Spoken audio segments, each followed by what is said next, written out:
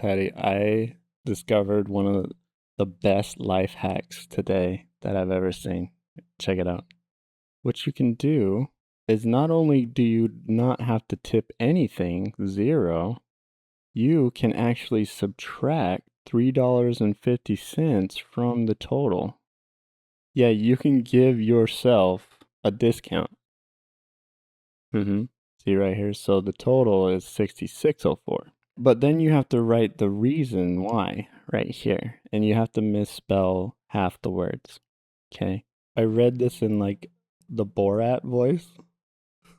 Service is not one good. Waitress changed without notifying us. My wife. Mm-hmm. I didn't know you could do that. Yeah, isn't that wild? No, I mean they're not gonna get away with it. No, I mean they'll accept the $0 tip, but they'll just charge them the 69.54. And then if they come back in and they're like, "Hey, you know, I dare you to come back in. I dare you to go back to that restaurant and complain that you didn't get the discount that you gave yourself."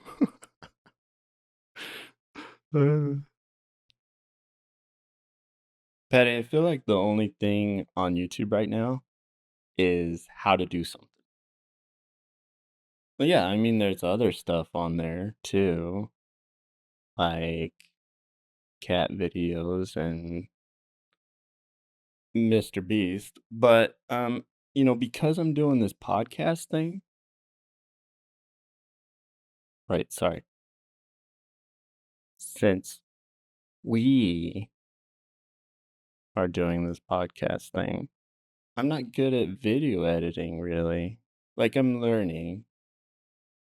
Yeah, so I have to get on YouTube and I have to search, how do you do this? How do you do that? You know. Have I searched how to be funny? Oh, okay. Good one, Patty. Actually, that was pretty good. When you start watching multiple how-to videos, then the YouTube algorithm starts suggesting more how-to videos and how to do stuff. No, it still recommends cat videos too. Yeah, it knows what I want. Yeah, I'm on like information overload right now. I look over to the side of YouTube, right? I'm like, oh, I should learn how to do that too. And then you get distracted by other how-tos and you had no plans on clicking on that. No, Patty. You should search for how to be funny. Look, I know it was a sweet burn the first time, right? But yeah, it loses its power the second time. Yes, yeah, I know something. You're just you're being not a nice bear today. Maybe I should just do the podcast without you. No, I want to do it with you, but if you're gonna be a mean bear. No, I'm just kidding. I don't want to do the podcast without you. Yes, I need you. Okay. No, I can edit it out. Yeah. Yeah, a lot of the videos I watch are on video editing. Yeah, but video editing, it never gets faster, right? Like, well, what I mean by that is let's say you're a new at editing like me, and it takes you like an hour to edit this video. Okay. What happens is you start to get better, and then what used to take you an hour now takes you just half an hour, right? Exactly, and now it's like, "Oh, well, I have a half an hour to learn how to do something else," and then out comes the how-to videos, and then you learn another trick. And then what used to take you half an hour now takes you an hour again, right? Yeah, I pretty much just described the process of learning. Yes. And then you get to a point where there are no more tricks to learn, and then that's when you make a how-to video on YouTube. If you could make a how-to video, what would you make it about? How to be cute? Oh, okay. I set you up for that one, didn't I? Oh, what would I make it on? Good question. Mm. I would make a video on how to talk to yourself rather than making friends or finding a mate. How to procrastinate as long as humanly possible. Yeah, that one's easy. You just binge watch Netflix or you play online video games. How to get dressed for the gym and still find an excuse not to go. Yeah, that one, you just dress like you're going to the gym all the time and then never go outside, which is also how to never get sick. Yeah, just don't go outside. Yeah, life hack right there. I disagree, Patty. I think those are excellent ideas for how-to videos because I'm an expert in all of those things. Yeah. Okay, yeah. I see what you mean. Well, you just let me worry about that.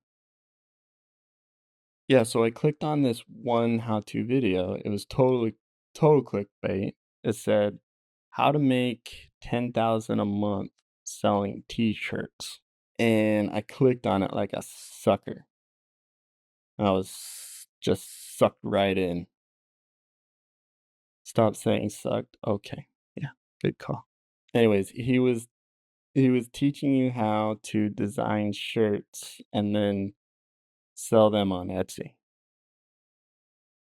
Yeah, Etsy's like an online store. Like, yeah. Well, I mean, yeah, I believed him. I mean, he was telling the truth. You can make $10,000 a month selling shirts on Etsy. Yeah. But what he wasn't saying is it's not 10K in profit, it's 10K in revenue. So he doesn't include, yeah, he doesn't include Etsy fees and material costs and shipping costs. Like, well, yeah, I did look more into it, and what I could tell is it's about a third. So profit wise, it's about a third at maximum of your revenue. That's if everything goes according to plan. So in order to make $10,000 in profit a month selling t-shirts, you would have to make a revenue of 30,000, right? Which only like 100 people do that out of the whole website. Yeah, that's like less than 1% of people. Luckily, I didn't spend any money. Well, I spent the $15. I spent $15 to set up the Etsy store. Yeah. He was offering some course for like 500 bucks. I'm like, I think I'm good. Yeah, I thought that too. I'm like, well, why are you making YouTube videos if your shop's doing so well, right? Yeah, I'm pretty sure that's why people make how-to videos in the first place because it makes more money than the thing they're teaching you how to do. He did show off his account. Well, I guess it's his account, claiming that he had made 1 million in revenue. But again, that's not profit. Yeah, well, you know how skeptical I can be, Petty. I've been burned one too many times. The one time I don't fall for something was Bitcoin. And you can see how well that would have worked out. Freaking amazing is how well it would have worked out. Well, and making t-shirts is a lot like making videos on YouTube, actually. Because think about it. I can make t-shirts that I like because I made them, right? But that doesn't mean people en masse will like them. Yeah, I like my videos because I'm in it. Yes, Patty, like this podcast. That's what I'm trying to get at. Okay. Designing t-shirts is not as fun. This is fun talking to you on the podcast. That's fun. Oh, Patty, you're not having fun? Oh, you're just kidding. I can never tell with you. Sometimes, yeah. Well, you sounded serious. Yeah, you were kidding. Okay. You're silly.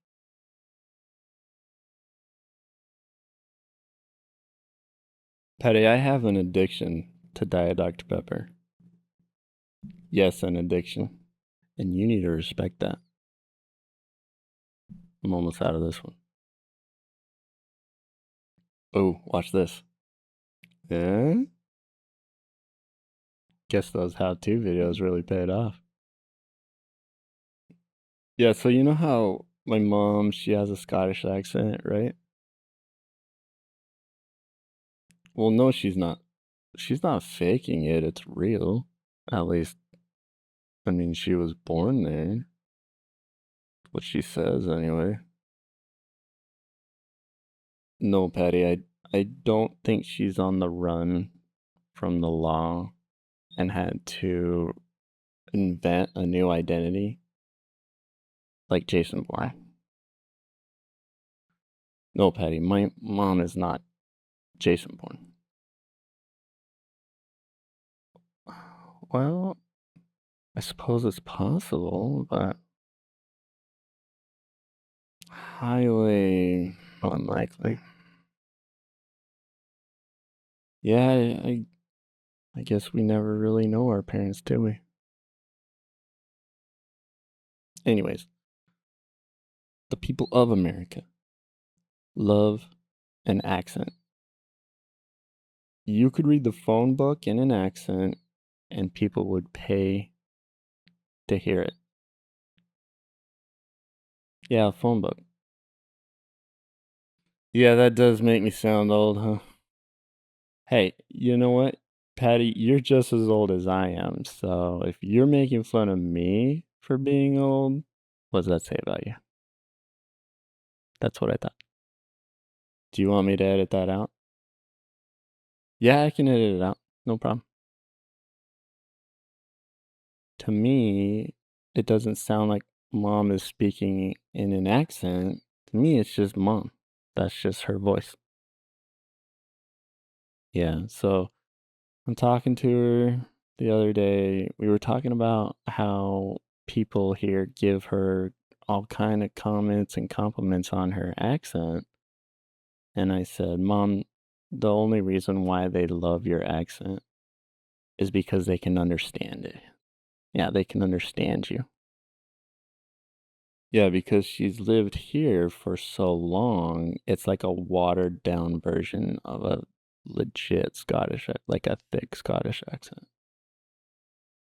If you heard a legit Scottish accent, you would swear that wasn't English. I mean, you could probably catch a few words, but barely. Yeah, I know it's weird.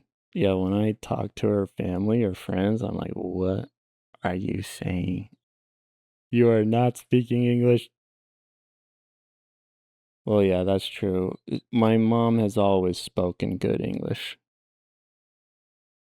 Sorry.